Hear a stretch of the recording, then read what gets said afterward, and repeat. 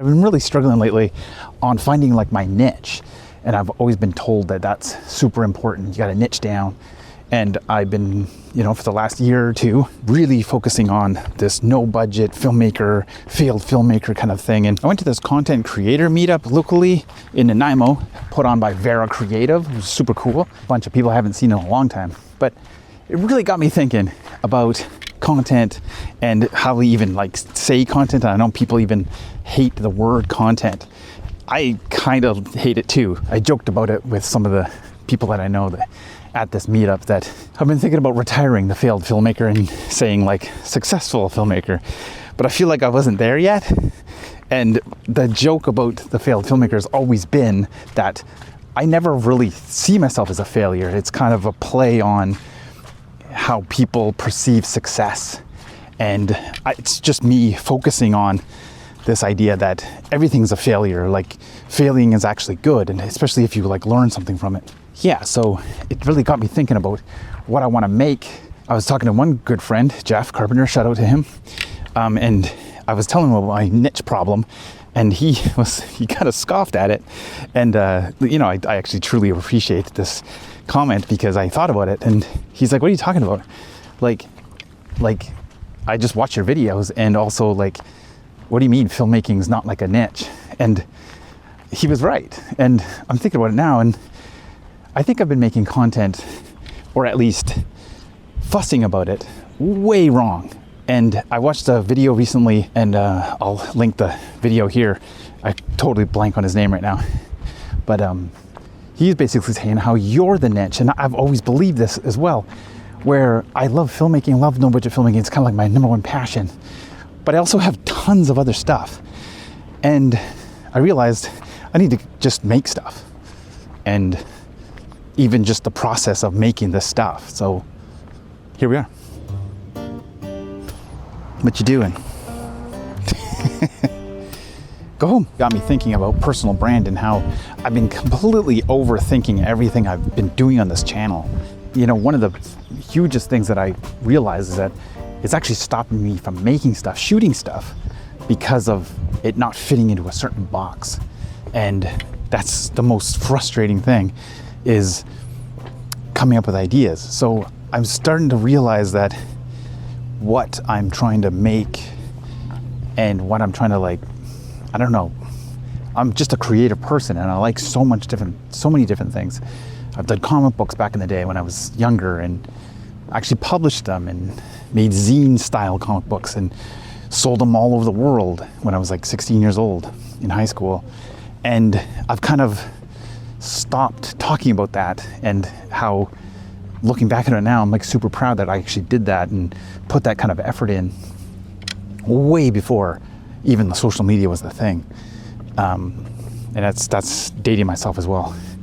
And the fact that I'm a dad, and I don't really talk about being a dad and trying to be a creator or creating stuff. And I'm absolutely blessed that I have a client that affords my life right now, where I'm maybe not making personal content as a living, but I get to be creative, basically what I've ever dreamed of doing right now, which is an absolute blessing. And I learned recently, especially from this one video that, again, totally forget the guy's name, but he was talking about the easiest way to make personal brand content is making stuff for your past self, 5 years ago, 10 years ago. And looking back now, thinking about it, I'm really bad with time and dates and stuff, but in 2016, basically right now, February 2016, I started a personal daily vlog, mostly because of Casey Neistat's explosion doing daily videos.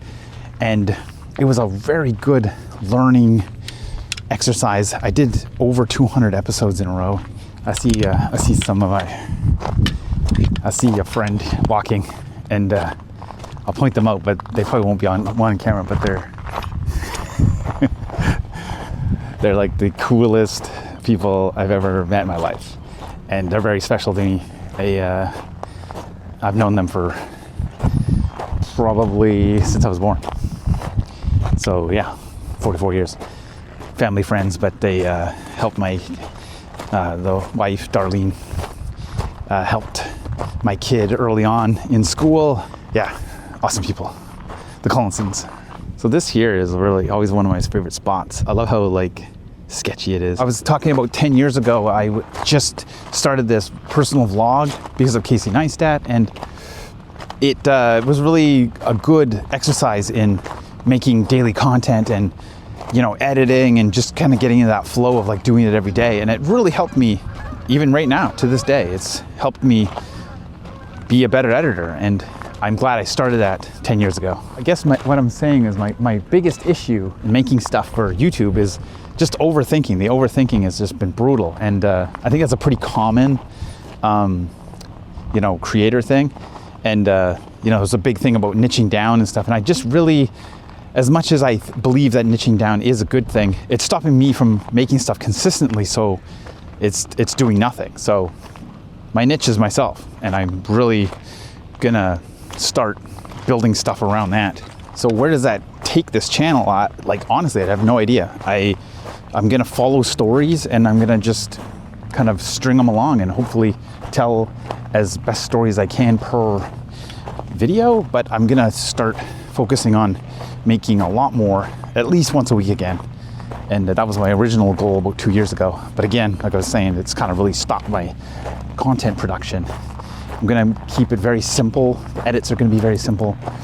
And yeah, just gonna see where it goes.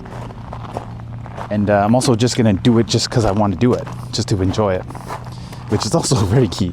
If you are a viewer of my videos at all, you might have noticed in this video, I don't have my dog. And wow, it really just reminded me of Rosie over here. My dog died, what, 2 weeks ago? Whew. I didn't actually mean to do.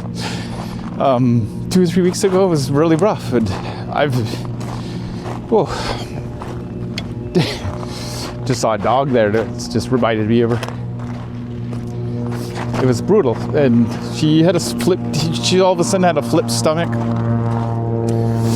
and one of the flipped stomach or something, and it was very quick. But she was in a lot of pain, which is always really bothered me.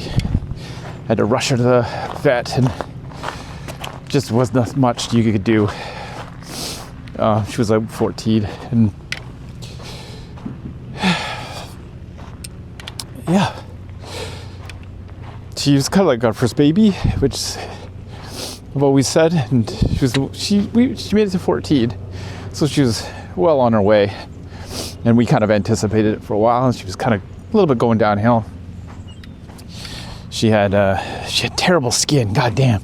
She started to get a little patchy at the end and ripping her skin off, and it wasn't good. And I miss her though.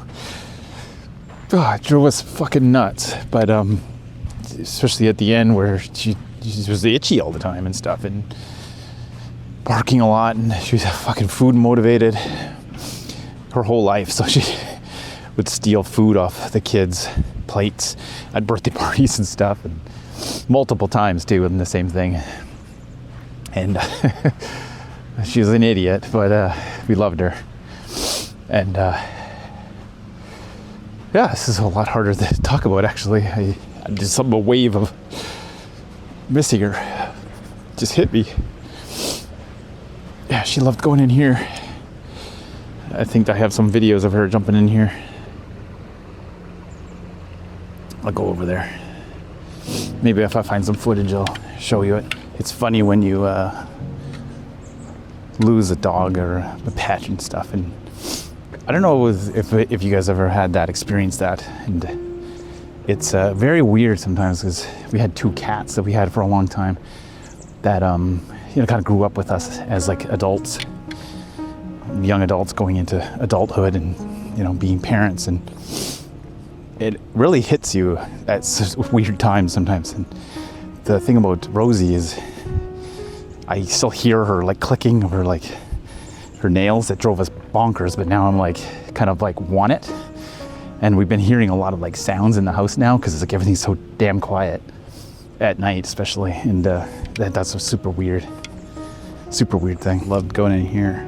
I don't know if I filmed it, but she jumped in here in the middle of, it was like in November, must have been cold. So yeah, it's been incredibly tough, but you know, life goes on, I guess. And I just miss her presence. It's weird. It's like it's kind of part of like your routine as a day, even like her annoying stuff, like just, you know, picking up after her and stuff. And it's like, it sounds very weird, but it's like that kind of stuff is still part of like your day to day. So when that goes away, it's sort of like part of you is gone. I don't know, it's been really tough. Oh, actually, I was gonna say, is this frame here is on purpose. Totally forgot. So this arbutus tree is in a very famous painting. This kind of shot, it's a little bit further out here, but the water's out, by E.J. Hughes. E.J. Hughes was a pretty famous painter, artist from, if I say painter, I don't know, artist from this area. And he painted a lot of Crofton, Maple Bay, and all around the island. And yeah, one of his famous shots is from here. I guess my whole point of this whole video is I'm telling my 5 years ago or 10 years ago self to just make stuff. And I'm gonna be going on this journey where I'm just making stuff and telling you about what I'm doing. Maybe follow my journey on, again, I'm still doing my feature that I wanna do this year. That's gonna be part of this channel, 100%. But so is like, I actually just rolled up this old, again, I think it was about 10 years ago, actually probably more than 10 years ago, this old other YouTube channel I started about TCG trading card game art that I was doing with my brother. And it was just, I was looking at it and I like kind of laughed because like some of the videos actually had like a lot of views, and I'm just like, why didn't I just keep doing that? Like it was something that I liked doing, and I enjoyed, and I made a lot of content for it for a short period of time. And why didn't I just keep doing that as well as anything else? Again, all that stuff adds up into be me. And as narcissistic as that might sound, that's what it is. Jamie Francis, that's who I am. I started shooting a Crofton vlog about my town I live in, small town, Crofton, BC. And I started shooting it in the summer, and I was gonna make it quickly. There's so much stuff's happened in Crofton since then. And so I really wanna make it proper. But a lot of things like the mill, been around for 60, 70 years. It closed down, it's like literally shut down this year. And this is the last few months of just sort of it closing down, and yeah, kind of devastating for the town, and a huge tax thing for the area. So see what happens. It's kind of a, you know, up and down, see what happens kind of thing right now. At this creator meetup, I had a good discussion with Raymond Knight, who runs Vera Creative, along with Sean Wager. Raymond was talking about how all the people at this meetup basically had a connection in some way to him. And it could have been spanning 15, 20 years even. And it really did get me thinking that he was totally right. And it wasn't necessarily just specifically to what he's doing now. His niche, I guess you could say. He's a very talented filmmaker, cinematographer, and I've always been blown away by his stuff actually. And that's why I was there. And I know that he made a feature, very no budget feature, probably, yeah, close to 10 years ago, right when we were making our no budget feature. So they actually played together at a small film festival locally.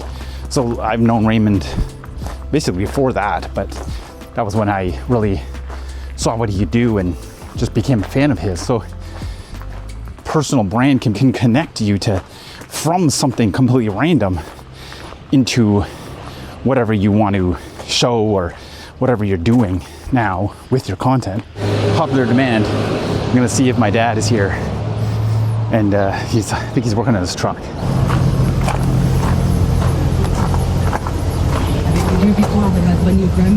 What was the price of alfalfa in 1996? Of a what? What was the price of alfalfa in 1996? Alfalfa? Yeah. 96? Pretty cheap. What are you doing? I'm just parked around. Fixing it? What? Fixing it? No, I actually put a part from this thing into my new truck. Buy the truck. Oh, you trade it? No, I'm just Traded parts. yeah. Keep it running. What do you got in this thing? V8? V8, V12? 4.8. Lamborghini?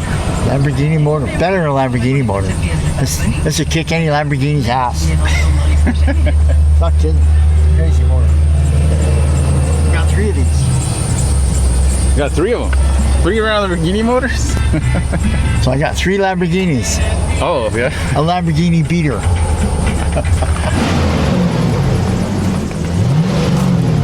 Smoking.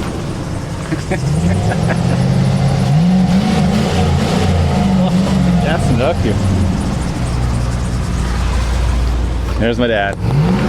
He's got a Lamborghini engine apparently.